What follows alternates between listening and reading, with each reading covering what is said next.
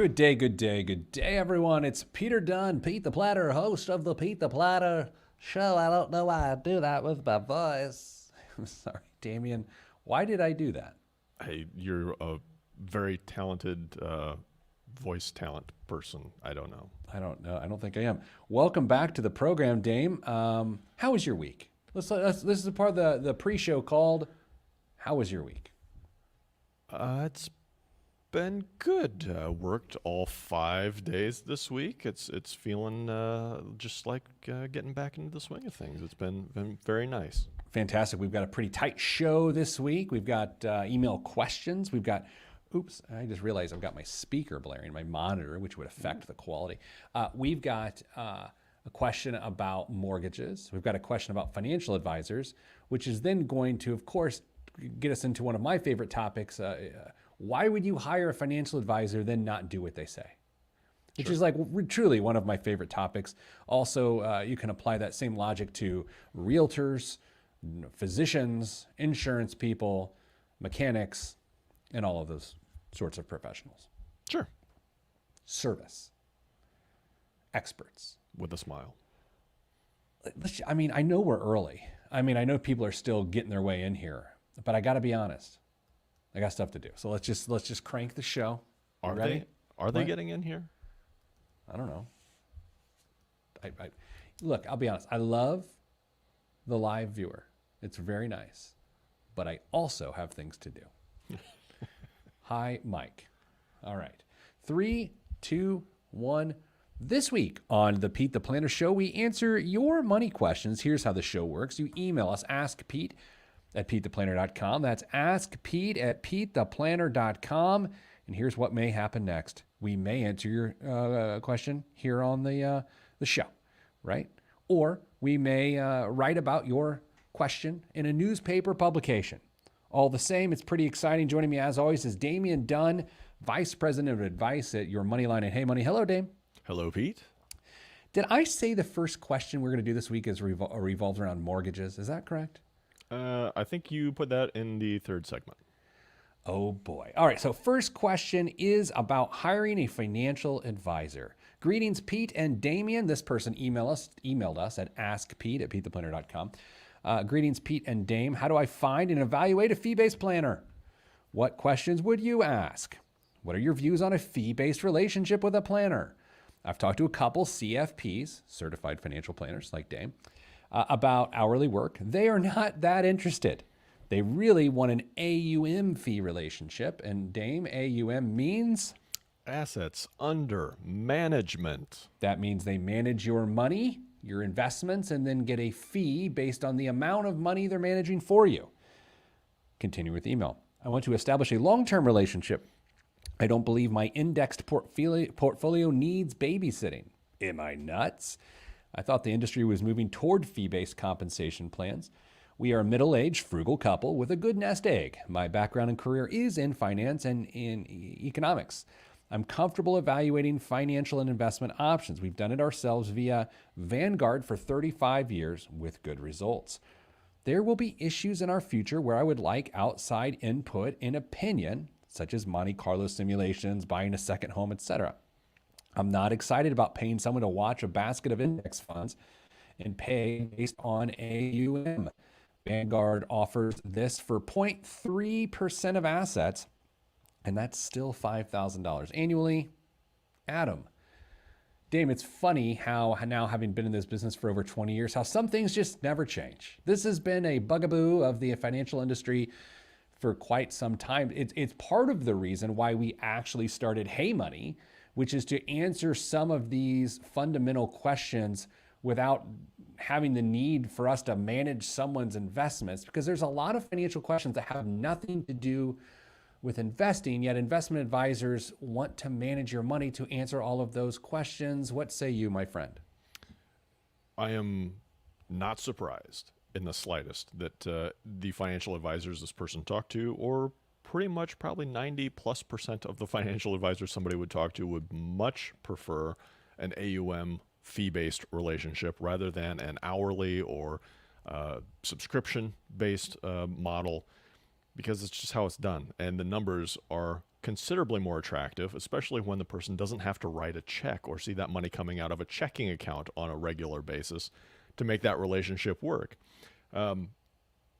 It's the argument, Pete, that I think you and I have both referred to.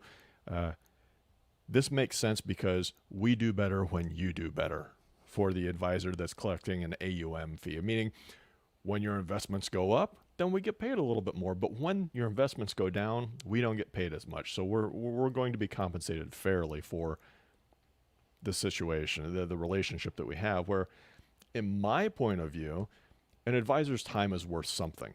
Sure. For sure. They're a professional. They have a ton of experience, probably some education behind it. They know the ins and the outs of the industry and can hopefully get you to the finish line. But their time is worth something. It's not a variable amount. It is a flat amount. Like most other professionals, an attorney is going to charge you an hourly rate. Financial planners, I believe, would do well by charging an hourly rate. AUM, I don't know if it's ever going to go anywhere. I've heard different stories about it's going to be on the way out and this new subscription model or monthly fees going to take over. I don't think that's the case. AUM's here to stay. But there are a number of advisors who do work off of a subscription model. Can I plug a website, Pete, for him to for this person to go check out some advisors potentially? I guess so. XY Planning Network, XYPN, is filled with advisors all over the country who work remotely, first and foremost, so you could work with an advisor in another state if you wanted to, but they also offer subscription models. They don't have to manage your money for this. So if you want to be able to consult with somebody on true financial planning issues, not investment management issues, these advisors would be well set up to do it. So if you're interested in that sort of relationship, go check out XY Planning Network. Google it. It'll be right there, or Bing if you prefer. It doesn't matter to me. And they've got a very nice Find an Advisor tool. And just poke around, see what's out there. But a lot of good people there.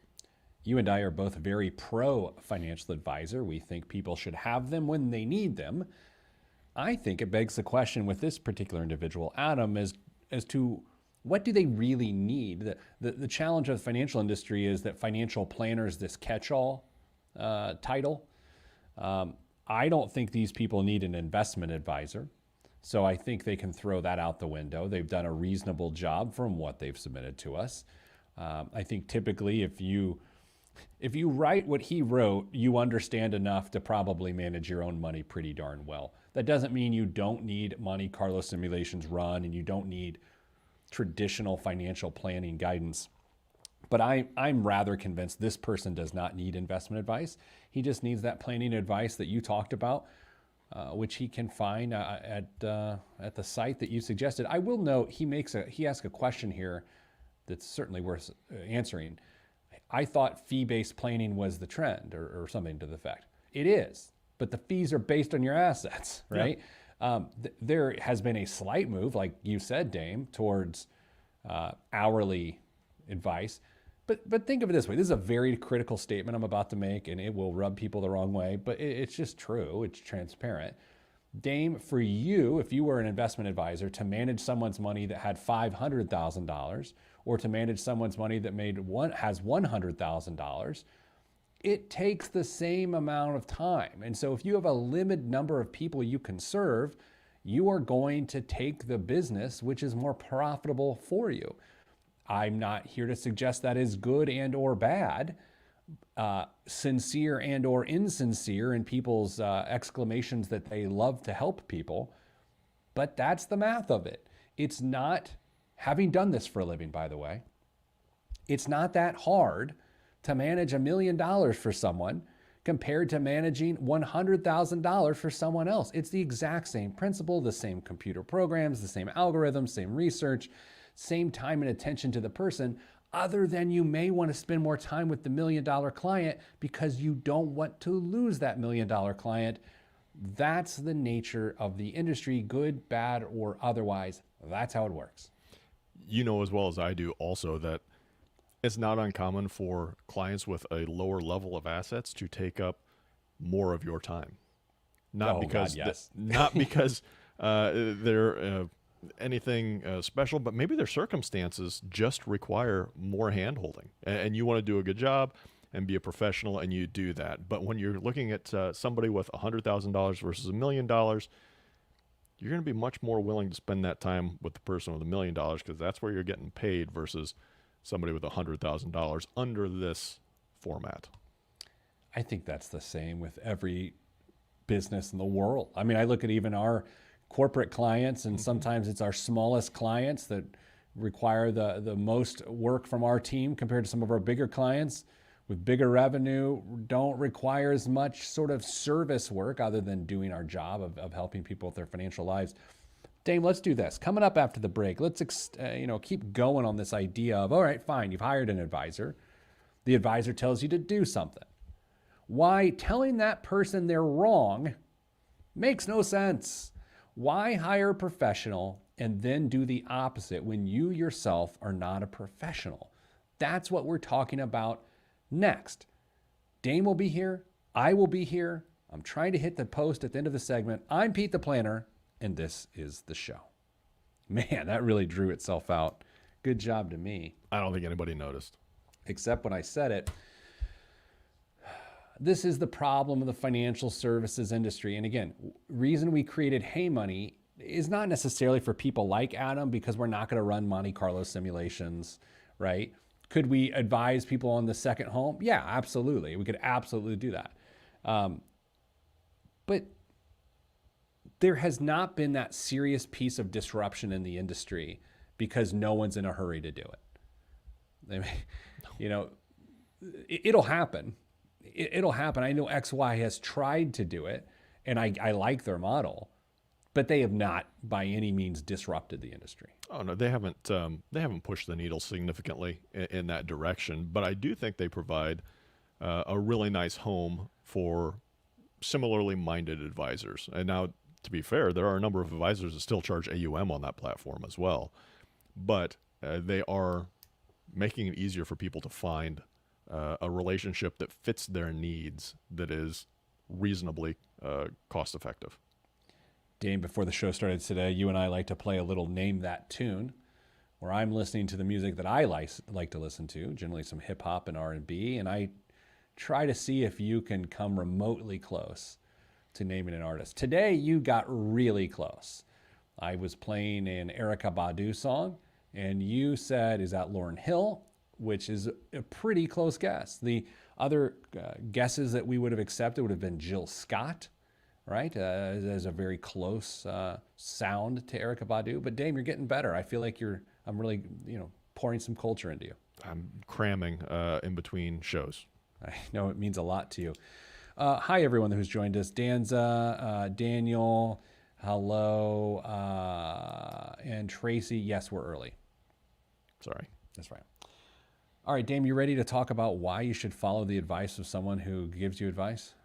Yes. All right. This is going to go in a weird direction, just so you know. I would expect nothing less.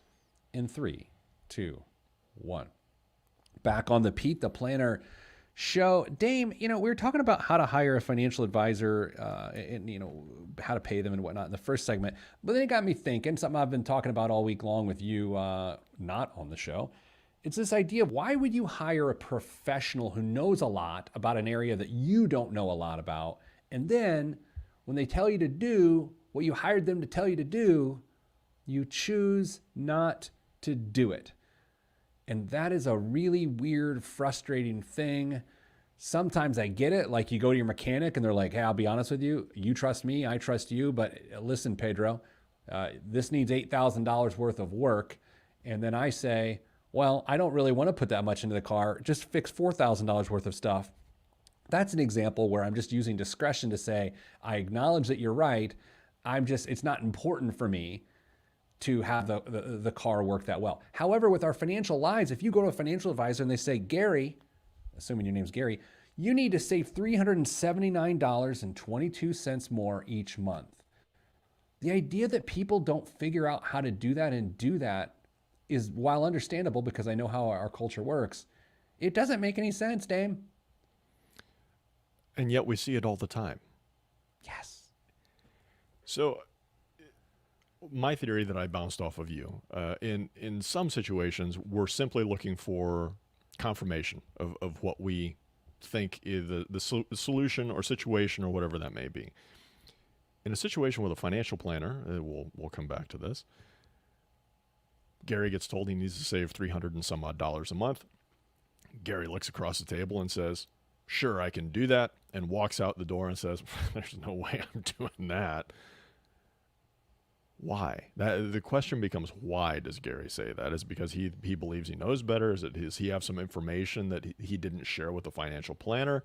Does he know that he's just not capable of doing that? There are a number of reasons why somebody would just discard out of hand the advice of a professional.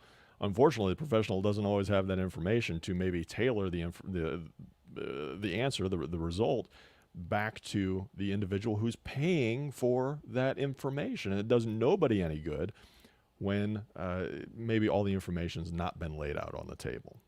You know, sometimes when this happens, the buyer, the client, likes to make it about trust, right? They'll say, well, you know, we're really still building trust. And while I get that, you have to do your due diligence and take your time and take it seriously to hire the right person so that you have the privilege of just doing what they say. Dame, our organization hired a consultant, you know, and in the past, recently, you know, those sorts of things to help with certain things. If they tell us to do it, why would I argue with the person I'm paying to tell me what to do? Like I struggle with that. Even talking to that person, they're like, yeah, you tend to do what we tell you to do. It's like, yeah, because I'm paying you to tell me what to do. So if I don't do what you say, then I'm literally wasting my money. Now, I will say the one area where people struggle with this the most is life insurance, right? An insurance professional is brought in some capacity to do a needs analysis, generally life insurance. The person does the needs analysis. They add their own opinion and subjective recommendations into that. And then for some reason, Dame, many times that life insurance dynamic, people are just like, nah, I'm good. They're just trying to sell me life insurance. And then someone will just go completely uninsured or underinsured because they simply didn't want to be in a dynamic where they felt like the person was getting over on them. What's interesting in that situation is typically you're not going to pay for that needs analysis because they are trying to show you what you need in hopes that you're going to buy a policy, and they will be compensated on the backside through a commission.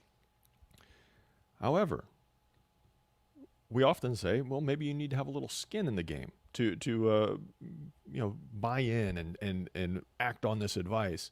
We know that's not the case too, because people will pay for advice and walk away from it. So is this a control issue?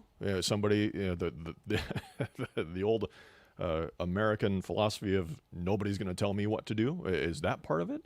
Or is it a relationship issue? You're just not comfortable with the person that's giving you the advice or how they're being compensated in the situation. It's really tough to understand why some people recognize that they need help and then just shrug their shoulders and say, well, that was all right. I'm going to go do something else now. It is fascinating. What about going to your doctor and your doctor says, hey, you're as healthy as a horse, but a giant horse, you need to lose some weight. And then you're in this situation. It's like, okay, doctor, thank you for your medical opinion. And then you roll off the scale and then you don't do anything. Now, while I acknowledge that there's a lot more to that recommendations than some of the other more mechanical things we're talking about because it's behavior based. I mean, you and I can set up an automatic deposit into an investment account in about 10 minutes and then make sure there's enough money in that account. But for you and I to change our fitness and or nutrition on a regular basis, that's a lot more behavior based, right? Totally. And I think that comes down to a big chunk of it. Maybe people have had a really bad experience with failure in the past, or they've guilted themselves or shamed themselves into not wanting to make a change because they think they're going to fail with it anyway. And if they don't start and fail, then they're going to feel better about themselves anyway. it's an interesting dynamic that we have with ourselves as we look at making sometimes minor changes in our lives, whether they're health or financial or relational, whatever the case may be, or major changes. Sometimes we jump into something because we know the risk is absolutely worth it.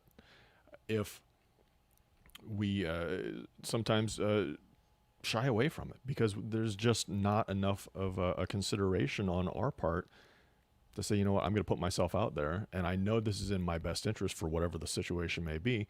And if I fail, then okay, but maybe I'll pick myself back up and we'll try again. So I don't know. People are weird, Pete. I don't know if you've picked up on that. Yeah, a couple things. Number one, we've been laying the blame at the feet of the client. It's also worth noting that advisors, especially in this financial capacity we're talking about, sometimes give recommendations and then don't help people make it possible. It's the old, you need to save more for retirement. And then the people said, we can't afford to. And then they say, you can't afford not to. And then it's over. I mean, a big part of why we built, again, Your Money Line and Hey Money is to fix the now so you can address the later, right? That's the whole point. There's other ways to say it. The old, you can lead a horse to water, but you can't get it to drink. Our job is to get it to drink, and not just grain-based alcohol, but the water that will nourish it. Amanda on Facebook Live asks a really interesting question. And by the way, Aga had some interesting comments too, but Amanda asked, how important do you believe disability insurance is when it comes to planning? I find it hard to pull the trigger on versus life insurance. This is exactly what we're talking about, right? Because oftentimes the insurance professional is recommending both. And every statistic I've ever read is you're more likely to use a disability policy than you would ever use a term life insurance policy. So I think it's wildly important. My dad's best friend became disabled while in the throes of his career, and that very robust disability strategy he had is the only thing that allowed his family to financially survive. Dame, you're a disability fan? Yeah, totally. I've seen the same numbers that you have. It is much more likely for most people that they would use that disability policy versus that term life policy, and it can absolutely hold a family together. Aga did mention, I want to bring it up. She said, people are ashamed of their financial troubles and promises you things just to feel a little better right then and there. And she's had a few clients start crying and apologizing, sort of after the fact. So obviously if a financial professional, and I agree with that, people want to make you as the professional think that they got their stuff together. It's like, oh, of course we'll do that. And then they leave in on out the door. So Dame, coming up after the break, we're going to talk about recasting a mortgage, something most people don't know you can do. All that's next on the Pete the Planner Show. I'm Pete the Planner. I almost hit stop broadcast. I just want you to know, just now. Just now, I almost hit stop broadcast. That would have been a very special Friday. That would not have been great. Hello, people coming in. Pinkins, sir, senor, Mr. Pinkins. I will be in your building, Mr. Pinkins. I don't know if you're down in that building. The 19th. No one cares. All right, Levi, howdy. Nick, hello. Jameson's late. Way to go, Jameson. All right, Dame, are you ready to blow people's minds? Sure. Yeah. Can you say it with confidence so I feel like I'm confident in my belief that you can blow people's minds? Prepare to have your minds blown. In 3, 2, 1. Back on the Pete the Planner Show. Dame, we got a mortgage question, a unique one this week, and I want to read it to you right now and share it with others. Pete and Damien, I listen to the podcast regularly and love the show. Thanks, Mom. Speaking of, happy Mother's Day weekend to all the mothers out there. Whether you're listening on WIBC in Indianapolis, WVKI in Knox, Indiana, or WTRE in Greensburg, happy Mother's Day. Our other affiliates, I hope you have a modestly good Mother's Day too. Dame, do you like how I mixed in the affiliates? Yeah, that was very smooth. Oh, boy. I have a question about recasting my mortgage. My original 30-year fixed rate loan amount. Okay, everyone writing this down. My original 30-year fixed loan amount was $290,000 starting in January of 2012. In 2016, I began making $1,000 curtailment payments against principal each month. Time out. Damn, you don't hear the term curtailment a lot, do you? You do not. Actually, I know what it means. I've heard it used, but it shocked me when I read the word curtailment. I stopped these monthly payments November of 2019 and opted to make annual lump sum payments instead of monthly $12,000 a year. In March of 2021, I paid a lump sum of $17,000 against my principal. See, my goal is to pay off my mortgage by 2030 when my oldest of 3 children starts college. As I've said on this show several times, I have a very similar strategy to have my mortgage paid off before my oldest child goes to college. I recently learned about recasting a mortgage to reduce your monthly payment, and after calling my bank, I have the option to recast my mortgage and lower the payment. Does it make sense to recast my mortgage to lower my payment? If I perform the recast, any difference between my old and new payment would be used to pay down the mortgage principal, in addition to the $1,000 a month I'm currently setting aside to pay in an annual lump sum. My thought is that it would make sense to recast the mortgage, but not sure if I'm missing anything in regards to the treatment of interest. Would the recast accelerate my plan to pay off the mortgage by 2030, or should I just stick to what I've been doing? Thanks, Mike. Wow. Dame, the recast, curtailment, fun and frivolity in the financial world. What say you, Dame? Here's the too long didn't listen. Just keep doing what you're doing, Mike. But here's why. Here's why. Raise your hand if you know what a recast is. Mildly. I mean, okay. I fish, so it's like when you get hung up on the bank and then you reel back in, and then fly fishing is all about recasting, right? Sure. It's kind of okay. Recasting your mortgage works primarily after somebody puts a large payment towards principal on their mortgage. Let's say you started a 30-year mortgage, and 3 years in, Uncle Harry dies and leaves you a whole bunch of money, and you say, you know what, I'm going to put $100,000 of it towards my mortgage, and then I'm just going to keep on doing what I'm doing. Well, recasting is that you go back to that lender after you put that $100,000 towards principal and say, you know what, I really don't think I'm going to do any additional payments, but I made a huge chunk towards principal. Why don't we see what the rest of this loan amortizes out, keeping all the same terms, same 30-year time period, same interest rate, and they re-amortize the loan. So your payment goes down, but you still finish the mortgage at the expected finish date of 30 years or 27 years, whatever's remaining on the mortgage. You lower your payment, but you still finish at the same time. Does that make sense, Pete? It does, but you're telling him not to do that? Here's why. Oh, I'm so excited. I'm also waiting for the email to tell us why we're wrong, but go ahead. That's fine. When he has done this, Mike has put all this money towards it. He could very well recast his mortgage if he wanted to. However, the payment goes down, which normally sounds like a great idea. That also means that there's less principal going towards the payment at this point because the payment has gone down. The ratio is the same at this point. It is just a smaller mortgage payment. So when he says that he's going to keep the same payment, he's going to put that difference between the payment that he's got now and the recast payment and put it towards principal, he's right back where he started.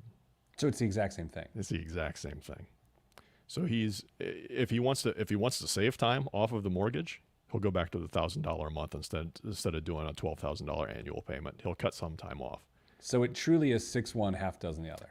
Exactly. Yeah. At this point, the math says that it won't make a lick of difference. All he'd do is end up paying a small fee to recast your mortgage, but because he's already paying this mortgage down considerably faster than he would have to, it makes no difference. In the example you mentioned, an Uncle Harry, is it his name is Harry, or he's like it's Uncle Dave? He just happens to be very hairy. I got stuck on that, and I didn't hear the rest of your answer. Sorry, it could you let your imagination run wild, Pete. I think creative refinancing for strategic reasons is going to become increasingly popular. And prior to the show, you and I were talking about in 2005, there was this cash out refinance boon where people would cash out the equity in their home and do something else with it, whether they're doing some sort of refurbishment or repairs or improvements on the home, or investing the money that they pull out because they're like, well, hey, we're borrowing it for cheap. Let's do some arbitrage and take the money and invest it, which is not generally the safest thing in the world to do. Dame, do you think with all of these skyrocketing home values that instead of trying to take advantage of that by selling your home, you're going to find more and more people say, okay, fine. Well, we're just going to take this newfound equity out of the home and do something special with it. You think that's going to happen? Yeah, I'm 100% sure that's going to happen. There are going to be people that see this as the piggy bank magically getting bigger overnight. And they look around and say, there's stuff I need to get accomplished, whether that's, like you said, a remodel or paying off some other kind of debt. And it seems like it's easy to access and it's cheap. And they're just going to go sign the papers and push out their mortgage for another, who knows, 5, 10, 15 years and start all over again. Yeah, I think I don't listen to a lot of, consume a lot of media where I get ads. I don't know how to say that. I don't watch a lot of TV. I don't listen to the terrestrial radio, which is to say I don't feel like I've personally been exposed to cash out refi bank advertising. Have you seen an uptick in that sort of thing? Because I'll tell you, it's cyclical. You'll have the refi, just normal refi, and then you'll also have the home equity loans for home improvements. But I don't feel like I hear outwardly advertisements for cash out refis. It's interesting. I'm similar to you. I don't consume a lot of media that pushes ads in my face, so I haven't noticed it as much either. But you gotta think. I just with some of the questions that we get through our channels, people asking about refis and maybe taking a little bit of money out. They have slowed down recently, but we did get a fair number of cash out refi questions over the last 12 months. Yeah, it's interesting. I've always felt that it goes to a question. Our colleague Erica and I were talking the other day of like, do you include your home equity, both your home total home value and the mortgage you own your home on your net worth statement? She was asking me. I said, well, I do, but I also keep in mind what it means, right? I keep in mind that that's not necessarily going to grow at the same rate of return that the rest of my assets are, but I do include it in my net worth. When you look at your own net worth, I assume you also include it. It's a traditional thing to include. Yeah, I've always included it just to have a placeholder for it. I mean, at some point, you would assume maybe you sell it and downsize in retirement, and you'll have a little bit of that equity.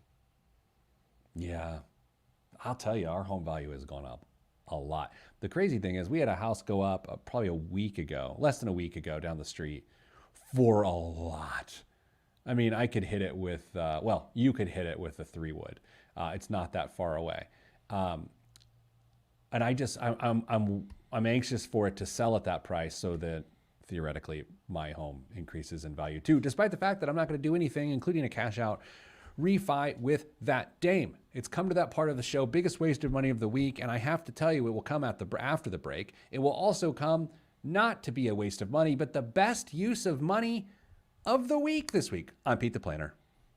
Ooh, hits the post a different way. Hits it a different way. Mm-hmm.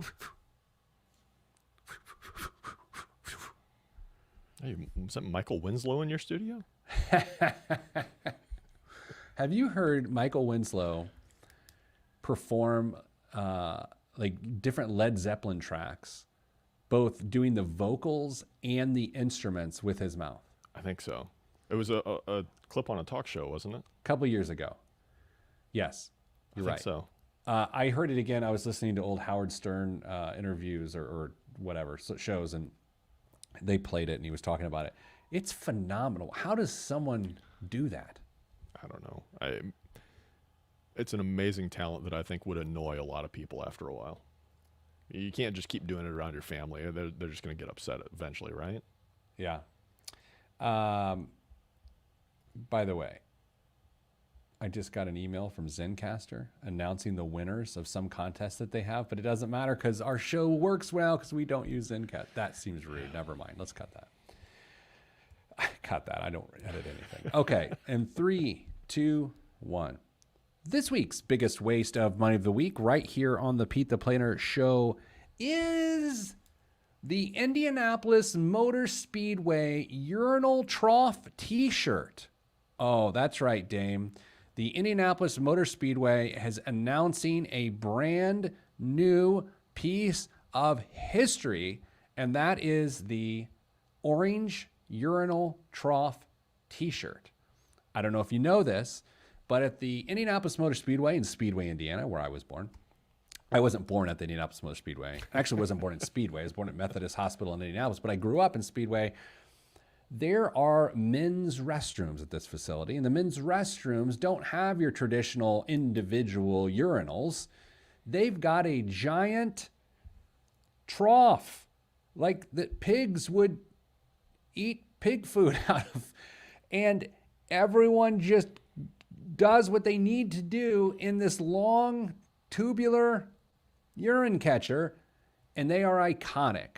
My grandfather took my father to the track years ago and had to explain to my then youthful father what in the heck that thing was. Decades later, Mike D., my father, took me and had to explain the same concept to my dismay and horror. Just a few years ago, I took my son Theodore, and he was terrified because he's a junior germaphobe. But Dame, there is nothing more iconic than standing shoulder to shoulder from race fans around the world, letting it flow all together in the troughs at Indianapolis Motor Speedway. This t-shirt can be had at shop.ims.gov for $32. It comes in burnt orange, naturally. Someone's not hydrated. Its sizes are small, medium, large, extra large, 2X large, 3X large, and of course, the iconic 4XL. Dame, I might actually buy one of these. I'll be sad if you don't. What do you think this was presented to Roger in a meeting, and he said, yes, let's do that? That's a great question. Doug Bowles is the one who posted it, and my wife, since I am off social media these days, my wife let me know, because she knows how strongly I feel about urinating in a trough next to other men, that this was available, and that Doug Bowles, the president of the Indianapolis Motor Speedway, was the one promoting it. But you do wonder if Mr. Penske is involved in any way, shape, or form. Yeah, wow. Have you ever partaken in the utility of said trough? Yes, but you realize that IMS is not the only location with troughs. Don't yuck my yum. I mean, Don't yuck my yum. Wrigley probably has troughs older than the ones at IMS. I'm not here to talk about gum, Dame. Okay. Dame, what's in the news this week? While not many companies are apparently comfortable ordering employees back, a number of them are taking modest steps to ease the return to work. Examples include small tokens such as office slippers or gift cards for stores like Target or Amazon. Others are applying their office staff with free food and drink. Few, if any, though, are going quite as far as the real estate data provider CoStar, the Washington, D.C. based firm, said any of its roughly 4,000 U.S. employees at its more than 50 U.S. offices are eligible to win randomly drawn prizes. All an employee has to do is show up for work and have proof of vaccination. In the weeks ahead, any CoStar office worker could conceivably be off for a week of golf and swimming in the Caribbean island of Barbados, or charging up a shiny new Tesla Model S. Or last month, for example, everyone was qualified to win $10,000. Each day they gave away $10,000 to employees. And you just had to be vaccinated and come to work. That's it. Have your card and show up. Now, Dame, people are starting to come back to our offices. June 2nd, I believe, is the first day where everyone will be back. Yes. And to incentivize our coworkers, I have had a hook installed right next to people's desks so they can hang their pants on the hook so they can feel like they felt working from home for the last year. What do you think about that? I've not run that by our human resources person yet, but that is my strategy, a pants hook for coworkers to feel comfortable. I think that's innovative, Pete. I can't see how that could possibly go wrong. Thank you. You know, I had told my attorney about it, and our phone got disconnected. So I have not heard what he thinks about it after that. What else is in the news? Millions of jobs requiring 4-year college degrees can be done without that level of education. No, really. Some corporate leaders are now saying. To address it's a legit story. This was in the Wall Street Journal. Oh, well, it's accurate then. To address inequalities in business and society, some executives suggest that companies shake up their approach to hiring and consider unconventional candidates. Black Americans in particular are often left unprepared by the U.S. education system, and companies could help by hiring workers without a degree and giving them training. Ken Frazier, CEO of Merck, said Tuesday at a Wall Street Journal CEO Council Summit. He and IBM Chief Executive Virginia Rometty called on companies to reevaluate their hiring criteria. Otherwise, quote, "you'll never fix this economic opportunity issue," Mrs. Rometty said. Both executives said they supported traditional college education for some people, but said many entry-level positions don't need it. Jobs for cloud programmers, cybersecurity analysts, financial operations, and many healthcare jobs can all begin without a 4-year degree, and many applicants may choose to get more education later on. Pete, All right, so good idea? well, let me do this. I'm going to put you on the spot, but I'm going to answer the question first so you can think through it. The top 3 things you actually learned from college is the question I'm going to ask you, but I'm going to answer it myself first, okay? But you can listen to my answers here. Number 1. I learned how to critically think, right? I learned how to be in a really tough, high-stress environment at the time, relatively speaking, and come to a solution, right? So that's number 1. Number 2, I went to a liberal arts school, which made me think in a very diverse way. It made me consider the humanities and different concepts, even when dealing with business or science or something like that. You always have that liberal arts spin to it, which I didn't necessarily appreciate at the time, but in retrospect, I really appreciate. And number 3, and oddly, number 1 on my list, I learned to deal with people I didn't like, especially because I lived in a fraternity house. No, we're all brothers. Shh, you're not my brother. You're disgusting. That's what my college experience was, good, bad, or otherwise, and everything else that I do for a living, I did not learn at college. None of the things I just said have anything to do with my job, because everything else I learned here. What are the 3 things you learned at college? Similarly to your last one, I learned that walking away from a conversation is a perfectly valid response to certain conversations. Sure. That saves potential arrest and confinement. Critical thinking, I think, is up there as well, but also not everybody does the same large concept for the same reasons. Going to college, people will go to college for different reasons, personal or otherwise, and it's okay. Everybody's got their own story, so give a wide amount of grace to people. I think from an employer's perspective, this is where this conversation gets interesting. If you're going to require a college degree, but your wages are so low that it doesn't even allow the person to repay the cost of the degree, that is an unreasonable thing to do. Yeah, it turns out very common. Yeah, I think this is really interesting. If companies actually start adopting this outlook and this hiring mechanism for folks, I think you could potentially get shorter degrees at universities that focus on specifically what people need to know to do certain jobs, and not have 4 years of education that are crammed with 2 years of general ed studies. I think through our organization, all the different roles, many diverse from each other, some definitely require a college degree, but some don't. Like they really don't. And I think back to, I'm not always involved with hiring because we have other departments that other people deal with, but I got to say, I'm not so sure how often that college degree is like a prerequisite for, I actually, when I think about it, it's like the job qualifications or job description, it's often on there. Maybe we'll look at that. Maybe we should look at that as we continue to grow. Dave, that's all we have time for this week. Thank you for you and your contributions, sir. You're welcome. Sending you good vibes, because good vibes are all that's in the budget. I'm Pete the Planner, and this is the show. All right. I don't want to say who in our, here's the roles in our company that although the people have a college degree, they don't really need it. I'm not gonna do that. That seems that probably mine. Like me. Yeah. My daughter was trying to explain to a friend who was hanging outside with her, like what I do. And the description of what I do was like, it was incredibly accurate and also made me feel terrible. She was like, he's not much. She was like, what's your dad do? He's like, well, he's Pete the planner. And the person's like, what? And Ollie's like, oh yeah. She's like, well, he talks about money. Sometimes he helps people. And I'm like listening to this and I'm like, it was uncomfortably validating. It's like, yep, that's pretty much it. Kids, right? David just pointed out, thanks, Brian, for your nice feedback. David pointed out that I need to end the show this week again with Stay Getting Money. So everyone knows, I got that text in the middle of the weekend as well, just as a reminder personally, which I appreciated. Can I have a hip hop hot take real quick?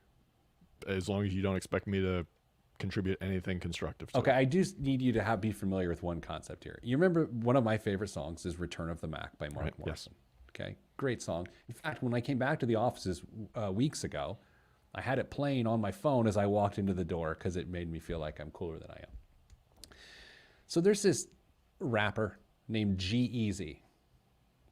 Do what you need to do with that. Who has sampled Return of the Mac for a new track that he has. And yet he has Mark Morrison sing on the track to try to legitimize the fact that he's taken one of the greatest samples of all time and just taken it for his less than ideal version of the song. And this has been grinding my gears for the better part of 2 weeks. I just need to get that off my chest. No one cares, but it really bothers me. I know how you feel about that song, so I can imagine how I would feel if somebody did something similar with one of my songs. It's like if someone remade Different Strokes, the television show today. It's like, just leave it be. It's leave it be. What you talking about, remaker? You know what I mean? Yeah. What a great example. Dame, that's all it is for this week. So I only have one thing to say to you and everyone else. Stay getting money.